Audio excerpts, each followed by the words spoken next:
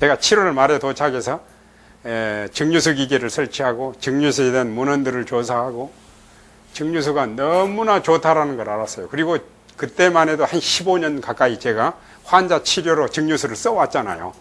써왔으니까 아주 확신이 들었어요. 그런데 제가 그때 확신이 든 건 뭐냐면 이제는 환자뿐만이 아니라 일반 건강한 사람들도 물을 바꿔 마셔야 되겠다는 생각이 들었어요.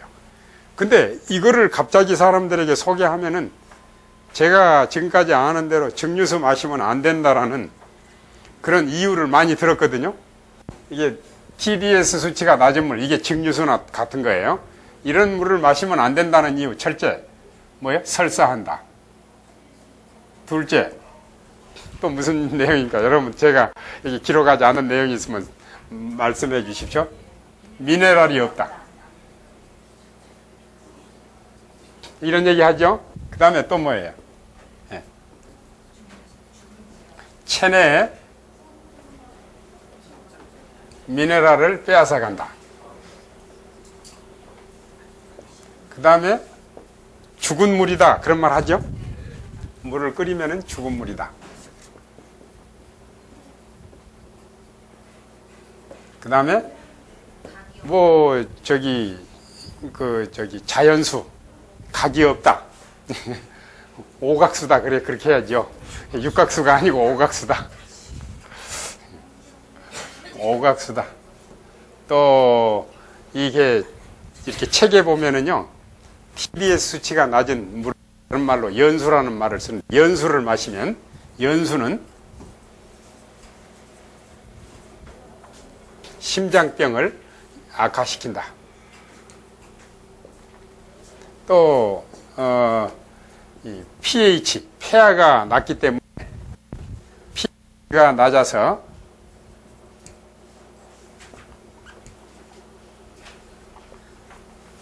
우리 몸을 산성화시킨다. 이런 등등의 얘기예요.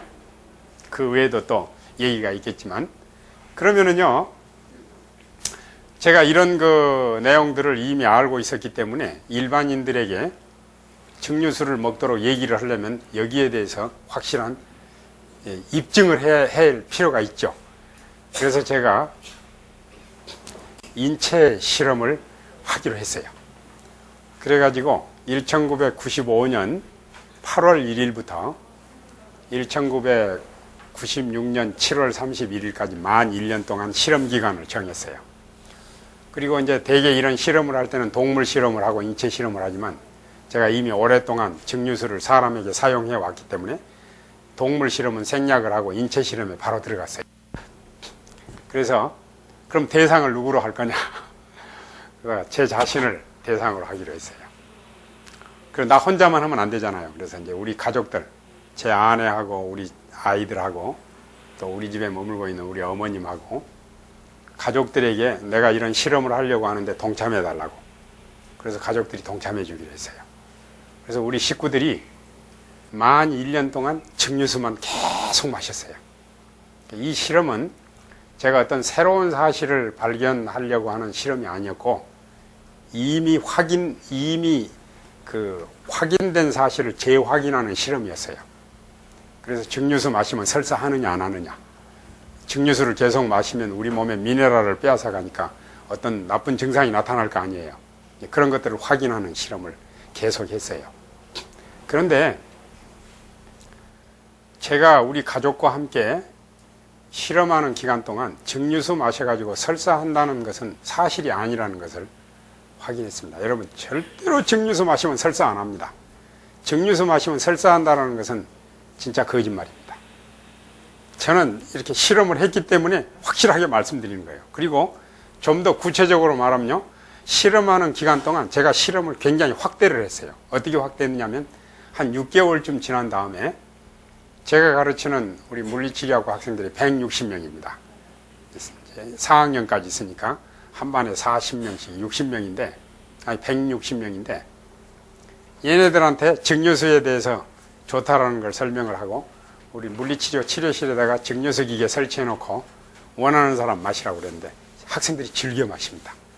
그리고 우리 집에 이제 환자분들도 오시고 또 친구분들도 오시고 뭐 어떤 사람은 며칠, 어떤 사람은 몇 주 이렇게 머물다 가시는 분들이 있는데 우리 집에 설치해 놓은 그 물이 증류수란 말은 안 했습니다. 그러나 우리가 마시는 물 같이 마시잖아요. 그러면은 우리 집에 와서 물만 마시면 설사를 해야 되잖아요. 설사 안 해요. 절대. 그래서 제가 이제 문헌을 뒤지기 시작했어요. 문헌을 뒤졌는데 문헌상으로 증류수 마시면 설사한다는 문헌이 없어요.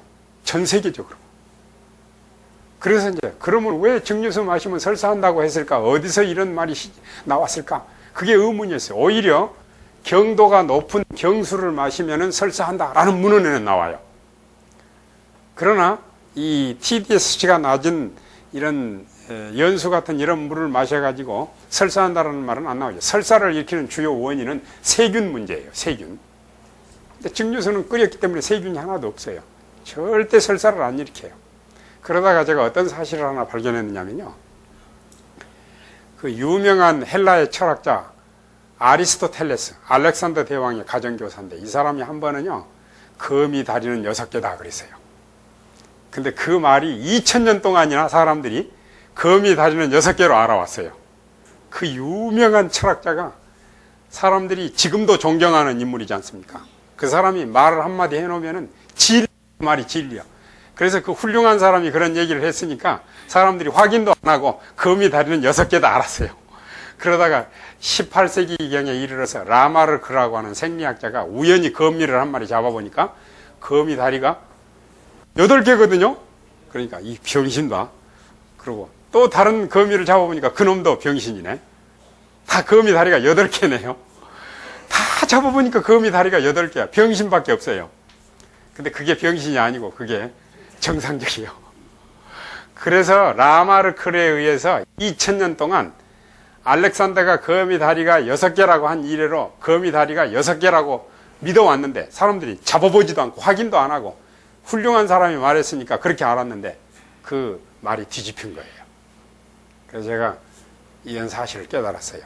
전혀 근거 없는 얘기를 사람들이 만들어가지고 사람들의 고정관념이 돼가지고 증류수 마시면 설사한다 이렇게 했구나 라는 걸 알게 됐는데 우리 이세희 선생님이 쓴 책에 보니까 학교에서 선생님이 실험을 하려고 증류수를 만들어 놨는데 이거 좋다고 한마디 하면 학생들이 다 마셔버릴 거 아니에요.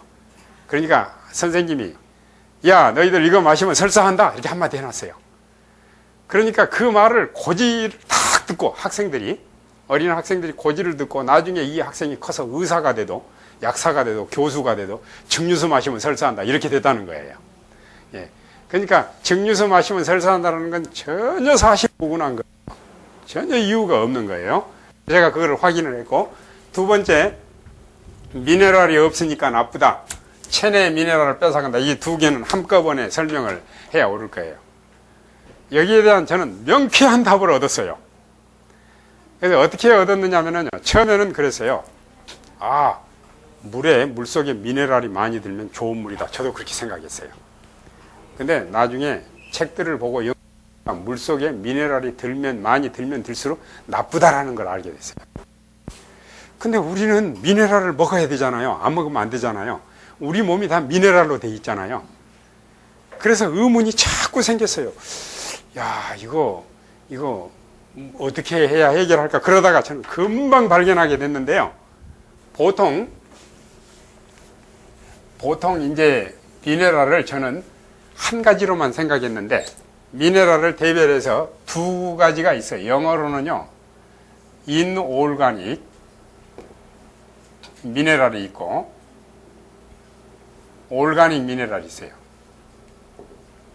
예, 올가닉 미네랄이 있는데 이거를 이제 다른 말로 말하면요. 인올가닉은 비활성 미네랄이라고 그래요. 이거는 이제 무기 미네랄이라고도 말하지만은 좀 더 좋은 표현은 비활성.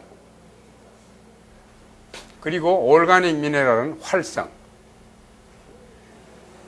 그래서 미네랄이 활성 미네랄이 있고 비활성 미네랄이 있다는 사실을 알게 됐어요. 그러면 활성 미네랄, 비활성 미네랄이 뭐냐? 쉽게 말하면 철분의 예를 하나 들어보겠습니다. 이게 철분이 화학 기호가 이렇게 돼 있어요. Fe로 돼 있어요. 근데 빈혈 환자가 있는데 빈혈은 어떤 경우에 빈혈이라고 그럽니까? 우리 혈액 속에 헤모글로빈 수치가 14, 남자는 14, 여자는 13 정도면 정상인데 한 8, 9 정도 내려오면 빈혈이에요. 그리고 5, 6 정도 내려가면 수혈을 해야 돼요. 빈혈은 헤모글로빈 수치가 낮아지니까 혈액 속에 철분이 부족하니까 빈혈이에요. 그러면 빈혈 환자가 빈혈 해결을 하기 위해서 건축 현장에 가가지고 철근 쪼가리 남은 거, 쇠 쪼가리 남은 거 주워다가 탁 분말로 만들어서 밥숟갈로 떠서 물에 타서 마시면 해결됩니까? 예. 그거 먹으면 죽지요. 빈혈이 해결되는 게 아니라 사람이 죽지요. 이거는 뭐 한 마리를 먹어도 우리 해결이 안 됩니다. 왜냐하면 이거는 비활성 미네랄이니까, 비활성 철분이니까. 우리에게 필요한 것은 활성 철분이 필요하다 이 말이에요. 그러면은 여러분 보십시오. 이것이 어떻게 활성 철분이 되느냐? 이런 식으로 탄소기가 형성이 돼가지고 분자 구조식이 만들어지면 활성 철분으로 되는 겁니다.